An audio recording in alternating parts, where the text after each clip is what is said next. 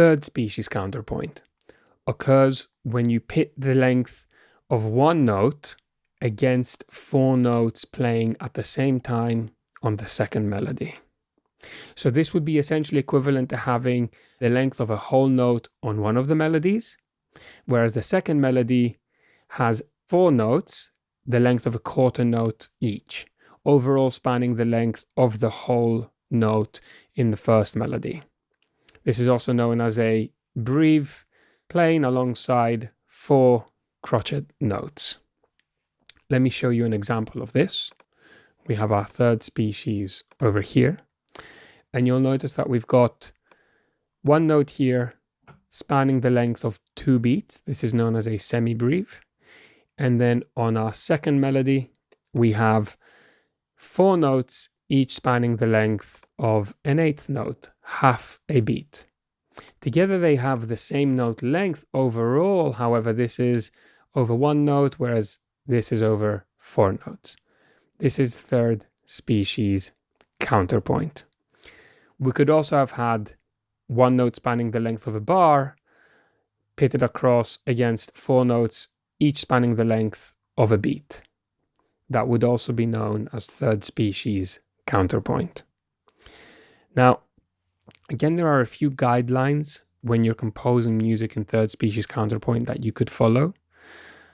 But just like in the previous two videos, take them purely as guidelines and not as rules.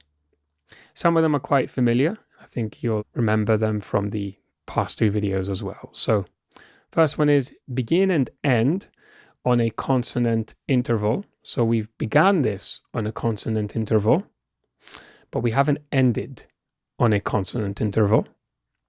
Then use melodic intervals present only in your chosen scale. Of course, that's a given. You should use dissonant intervals on the second and fourth beats. So this would actually mean here and here. However, again, this is very, very dependent on the length of notes you're using. So what I would probably say for this is use dissonant intervals on the second and fourth notes, which are pitted across a whole note. So out of the four notes you've got pitted against a whole note, on the second and fourth ones, you should use dissonant intervals on those. Now, you could also use dissonant intervals on the third of the fourth notes, but in that case, you should try and aim to have the other three notes as consonant intervals. Now, you could also implement a dissonant interval on the third note out of the four, but if this is the case, try to keep the first, second, and fourth notes as a consonant interval against the counterpoint or fixed melody. Now, with all these guidelines, not rules, in mind, let's have a listen to the way this sounds. And keep in mind as well that all of the rules I just mentioned, I have not followed every single one of them. Yes, every note is in my chosen scale, and I am using a combination of consonant and dissonant intervals. I'm also beginning the entire musical phrase on a consonant interval, but I'm not ending it on a consonant interval. I'm ending it on a dissonant interval. Let's have a listen.